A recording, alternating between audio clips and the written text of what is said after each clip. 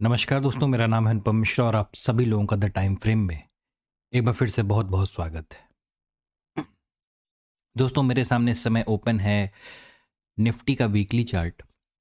इस weekly chart को अगर हम देखें ध्यान से तो काफ़ी बुलिश लग रहा है। जैसे हम लोग ने पिछले वाले वीडियो में भी बात की थी कि वीकली चार्ट भी अपना एक बहुत अहम रेजिस्टेंस लेवल देख के क्रॉस भी किया है, अपने बहुत अहम रेजिस्टेंस लेवल को, और क्लोजिंग भी दी है उसने।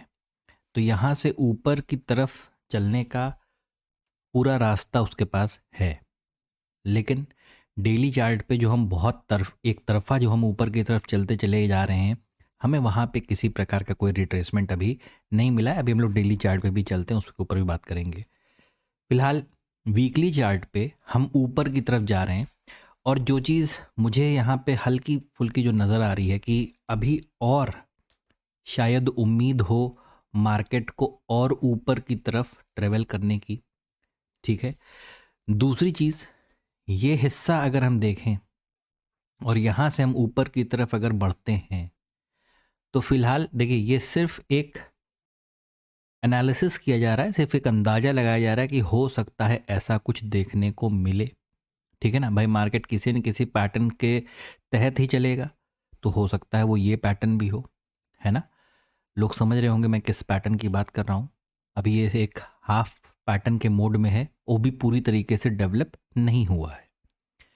तो फिलहाल वही चीज़ है कि जब तक मार्केट अपनी ट्रेंड लाइन को फॉलो करते हुए ऊपर की तरफ बढ़ रहा है, हमें ऊपर के ट्रेड को प्लान करते रहना है।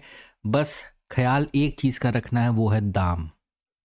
यानी दाम जब सस्ता हो जाएगा तभी हमें बाइंग करनी है, वरना हम बाइंग को अवॉइड करते रहेंगे। हाँ, एक बार दाम अगर सस्ता हो रहा है, मिल रहा है आपको किसी पैटर्न के रूप में, किसी फॉर्मेशन के रूप में, तो आप वहाँ पे एक बाइंग कर सकते हैं छोटे से स्टॉप लॉस लगा के। ठीक है, चलिए डेली चार्ट पे चलते हैं।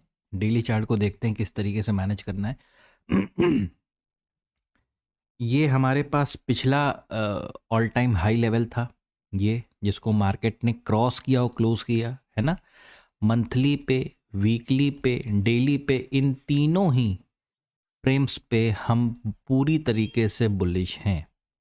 ये पिछले वीडियो में भी इसकी बात की गई थी, और इस वाले वीडियो में भी मैं यही चीज़ बोल रहा हूँ। लेकिन यहाँ पे अगर हम एक ट्रेंड लाइन ड्रॉ करें, है ना, हम एक ट्रेंड लाइन ड्रॉ करें, उससे पहले एक काम करते हैं, वीकली चार्ट पे आपको कुछ दिखाते हैं। ये देखिए, मैं इस ट्रेंड लाइन को यहाँ फिल चलिए बने रहने दीजिए।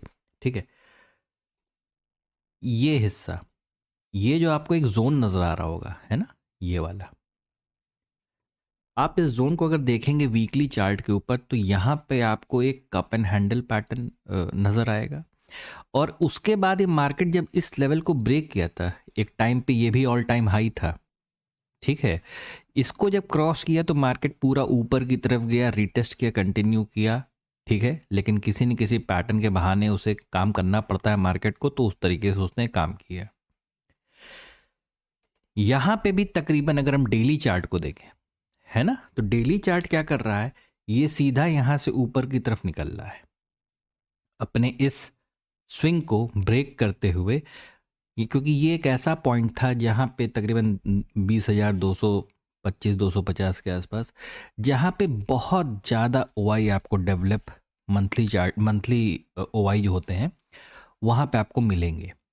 ये क्रॉस होने का मतलब ही है कि मार्केट में रास्ता निकलेगा, लोग हटेंगे, जो कॉल सेलर हैं, जो इस लेवल पे बैठे रहते हैं, जो नहीं हटते जल्दी मार्केट से, क्योंकि उन्हें पता है कि यहाँ पे कोई स्विंग है तो मार्केट यहाँ पे भी कोई स्विंग दे ही देगा।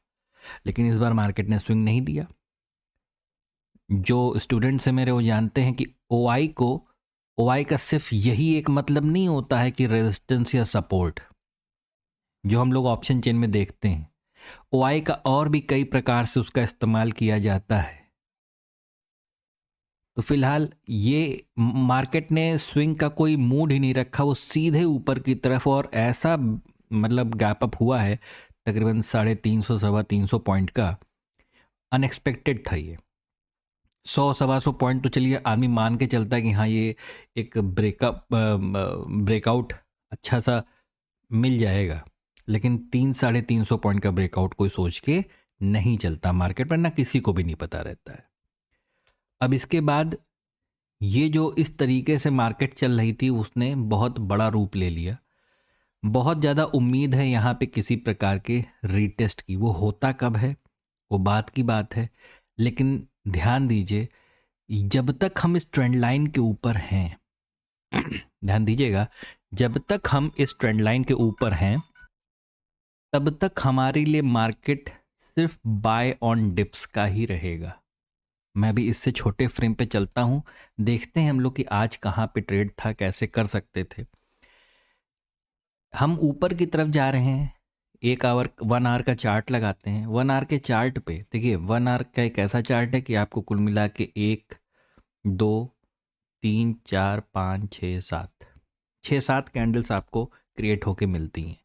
तो या तो आप इस हिस्से तक रुको, यहाँ पे आपको एक रेंज महसूस होगी, रेंज ब्रेक की और आपको ऊपर की तरफ का मूव देखने को मिला। ठीक है, दूसरी चीज, अगर हम इसे 15 मिनट्स के चार्ट पे लाते हैं तो 15 मिनट्स के चार्ट पे हमारे पास किसी भी प्रकार का कोई ऐसा सिस्टम नहीं डेवलप हुआ था जिससे हम नीचे की तरफ शॉर्ट करना चालू करें। ठीक है ना, ये सेटअप ही नहीं है हम लोगों का। हम मार्केट को यहां से शॉर्ट करते ही नहीं है। ठीक है, उल्टा इस चीज का इंतजार करते हैं और वेट करते हैं कि ये जो दाम है ना, दाम कीमत, ये सस्ता कैसे होता है, और अगर ये सस्ता होता है तो वहां पे हमें एक ट्रेड मिल सकता है। जितने भी स्टूडेंट्स हैं हमारे, उनको पता रहता है इस फेस पे किस तरीके से काम किया जाता है। ठीक है, चलिए 15 मिनट की बात हो गई, 1 घंटे की बात हो गई। अब क्या एक्सपेक्टेड है मार्केट में? सिंपल वही चीज हम लोगों ने पिछले वीडियो में देखी। ये एक्सपेक्ट तो नहीं किया था कि मार्केट 300-350 पॉइंट का गैप अप देगा, लेकिन एक बात जरूर की थी कि अगर मार्केट मान लीजिए यहाँ कहीं गैप अप देता है, अगर हमें 50-100 पॉइंट का भी गैप अप देता है तो पहले कीमत के गिरने का इंतज़ार कीजिएगा। वो दोबारा चढ़ती है फिर टूटती है तो यहाँ से हम शॉर्ट करेंगे, वरना नहीं करेंगे शॉर्ट। तो ये सिस्टम बिल्कुल वैसा ही क्रिएट हुआ, लेकिन हमें मौका ही नहीं मिला। हमें मौका सिर्फ मिला और वो मौका था बाइंग का। तो ठीक है, बाइंग की गई, बाइंग में पैसे बने लोगों के, लेकिन जिसे कहते हैं ना कि मार्केट के पीछे भागना, उसे बंद कर दीजिए। अगर मार्केट यहां से आपको कोई सौदा देना चाहेगा, बिल्कुल आपकी इन्हीं आंखों के सामने देगा। ठीक है, आप परेशान मत होइए इस चीज को लेके कि सौदा कब मिलेगा, और यहां से भी सौदा नहीं करना है। ये तो एक पैटर्न का ब्रेकआउट हो गया ना। ये तो रीटेस्ट करके जब ये कंटिन्यू करेगा, अब यहां से शॉर्ट, हम यहां से सौदा करेंगे तो एसएल कहां लगाएंगे? यहां पे ना, ये गलत हो जाएगा, एसएल बहुत बड़ा बन जाएगा हमारा। ये मैं हाथ से बना रहा हूं, जब मार्केट इसे खुद बनाएगा तो वो बहुत ही परफेक्ट तरीके से बनाएगा, आपको प्रॉपर एंट्री देगा, प्रॉपर एग्जिट देगा, प्रॉपर स्टॉप लॉस देगा, सब कुछ देगा मार्केट, है ना। तो थोड़ा सा वेट करेंगे, और इसके अलावा दूसरा कोई रास्ता बचता भी नहीं है कि हम ट्रेड कैसे प्लान करें। ऐसे ही तो प्लान कर सकते हैं, मार्केट जो बताएगा वही तो हम करेंगे। एनालिसिस, इसीलिए मैंने पिछले वीडियो में कहा था कि एनालिसिस करना एक अलग चीज है, ट्रेड में बैठना एक बिल्कुल अलग चीज है। ठीक है, तो थोड़ा सा इस चीज के ऊपर ध्यान दीजिए। मार्केट जिस तरीके से चल रहा है वैसे ही उसको फॉलो करिए, और हमेशा बड़े फ्रेम की इज्जत करिए। बड़े फ्रेम्स आपको रास्ता दिखाते हैं, छोटे फ्रेम्स आपको ट्रेड बताते हैं। ठीक है, एक बार चलते चलते 15 मिनट का चार्ट है, ट्रेंड लाइन से बहुत ज़्यादा दूर हैं। देखते हैं क्या होता है। काफ़ी अच्छी बाइंग की है, तकरीबन 4000 करोड़ से ऊपर डीआईज ने की है, 2000 करोड़ के ऊपर शायद एफआईज ने की है। बड़ी गजब की बाइंग आई है। ठीक है ना, तो उसी को फॉलो करना है, उसी को देखना है कि हमें किस तरीके से ट्रेड मिलता है। हम ट्रेंड लाइन से काफ़ी दूर हैं इस समय। अगर हम अवली चार्ट पे एक बार फिर से चलते हैं, सेम सिनेरियो है, हम ट्रेंड लाइन से बहुत दूर हैं। डेली चार्ट पे चलते हैं, सेम सिनेरियो है, ट्रेंड लाइन से बहुत दूर हैं, लेकिन यहीं कहीं पे मार्केट अपना हो सकता है कोई एक ऐसी रेंज क्रिएट। और देखिए अमूमन आप मार्केट को ना ऐसे ही गिरते देखेंगे, ये देख रहे हैं आप, ये देखिए, मतलब आपको 3 प्रकार के कुछ ऐसे कैंडल्स मिलेंगे जो आपको ये बताने लगेंगे कि मार्केट यहाँ से अब नीचे की तरफ चालू हो सकता है। तो देखते हैं कि वो सिनेरियो, ये डेली चार्ट है, डेली चार्ट पे ये सिनेरियो कब से बनना चालू होता है। ध्यान दीजिएगा, मान लीजिए अगर यहाँ से मार्केट को नीचे की तरफ आना है, नीचे की तरफ आना है, ये कौन सा फ्रेम है, ये डेली फ्रेम है, ठीक है ना। आपको 1 घंटे 15 मिनट वाले फ्रेम पे कहीं ना कहीं आपको कुछ ऐसे सिनेरियो बनते दिखेंगे जो मार्केट को नीचे की तरफ लाएंगे। इन्हीं के ऊपर आपको फोकस करना है। जब तक ये हो ना जाए तब तक शॉर्ट की तरफ मत बैठिए। ये हो जाए तो एक छोटे से स्टॉप लॉस के साथ ट्रेड में जरूर बैठिए, नीचे की तरफ, नीचे की जो ट्रेड है। क्योंकि देखिए होता क्या है ना, क्या क्या सिनेरियो डेवलप हुआ सैटरडे संडे में, इलेक्शन के नतीजे आए थे, शायद उसी खुशी में इतना ज़्यादा गैप अप दे दिया मार्केट। लेकिन रोज रोज तो नतीजे आएंगे नहीं, एक बार आ गए बात खत्म हो गई, डाइजेस्ट हो गया मामला। अब यहाँ पे क्या करना है, कैसे करना है, यहाँ पे कहानी, असली कहानी चालू होगी, ठीक है ना। तो इस चीज़ का वेट कीजिएगा। जैसे ये अगर एक कैंडल है, दूसरा यहाँ कोई बनता है, तीसरा यहाँ कोई बनता है, उसको नीचे लेके आता है, यहाँ से कोई हमें स्विंग मिल सकता हो। जब यहाँ पे, फिर से बता रहा हूँ, डेली चार्ट पे जब स्विंग मिलेंगे, वो बनाएंगे स्विंग कौन, छोटे फ्रेम्स। छोटे फ्रेम्स ही उन स्विंग्स को डेवलप करेंगे, है ना।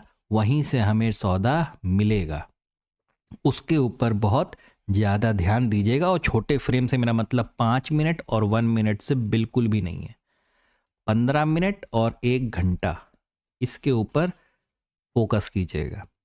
जब तक अपनी आंखों से, मैं दोबारा लगाता हूँ 15 मिनट, जब तक अपनी आंखों से कोई चीज़ बनते हुए नज़र ना आ जाए, कुछ मत करिए, है ना।